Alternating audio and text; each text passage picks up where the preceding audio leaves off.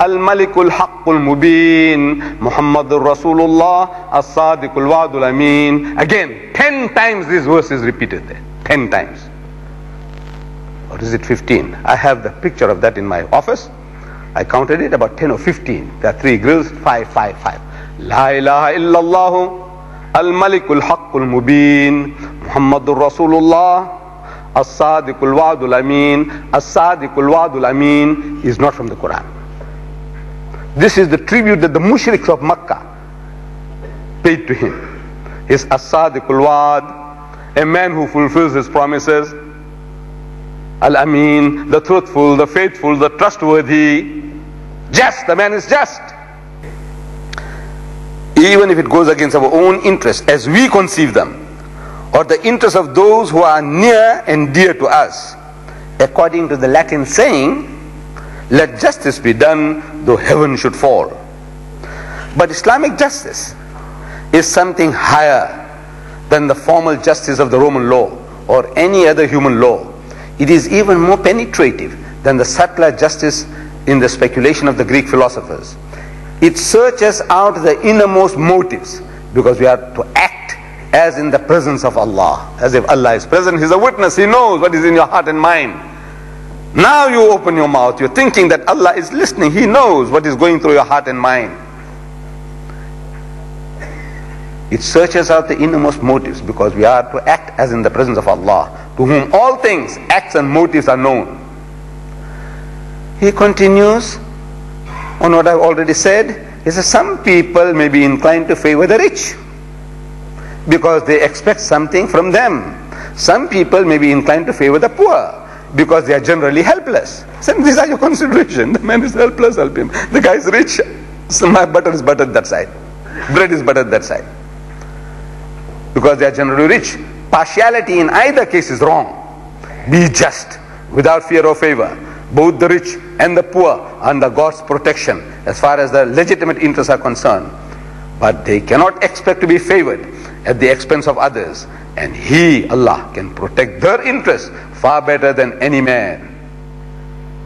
All this you're getting in this book. Language, philosophy, language, philosophy, right guidance, understanding. When you read this and you talk about this, it changes your life. It must change your life. That's the purpose of the book, is to change our lives.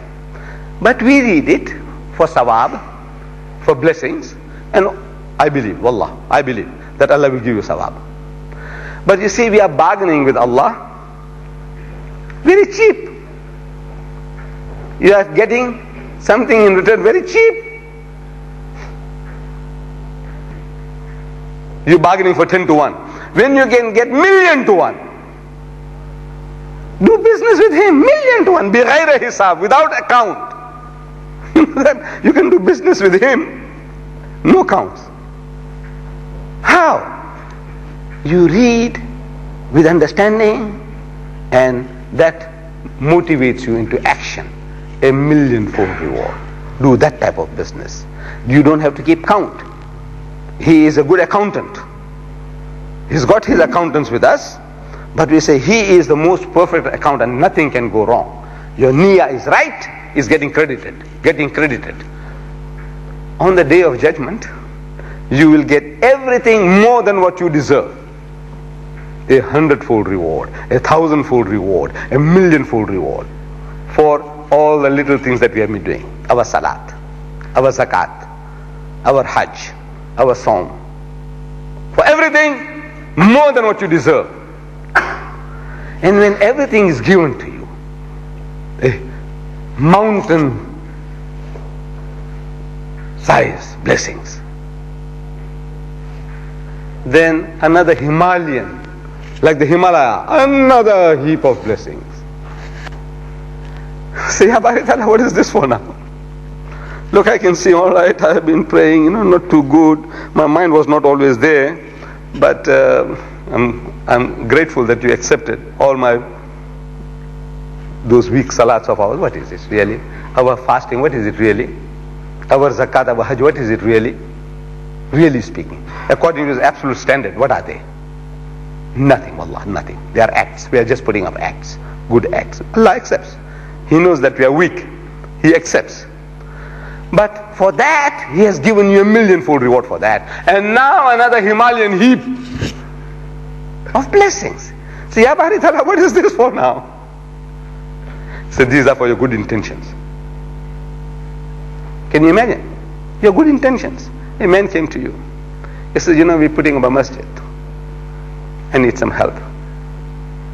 Please help us. How much?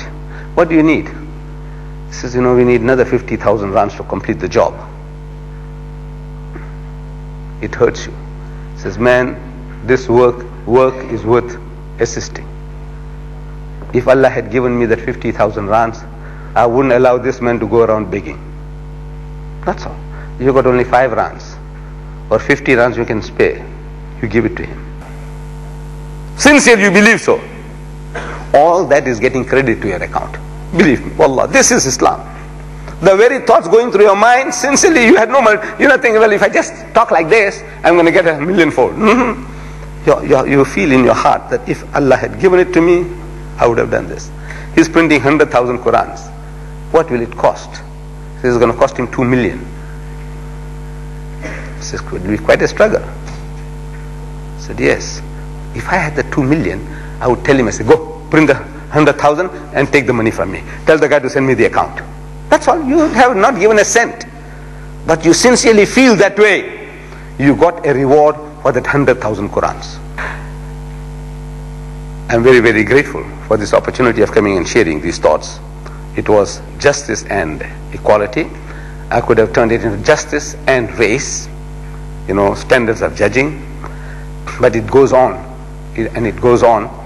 I would rather that if you have any questions, any question regarding the thing that I have spoken or things other than that, where a Christian missionary was harassing you about something, you did give an answer, the best answer that you had, the best response that you could, but you felt that it was not good enough.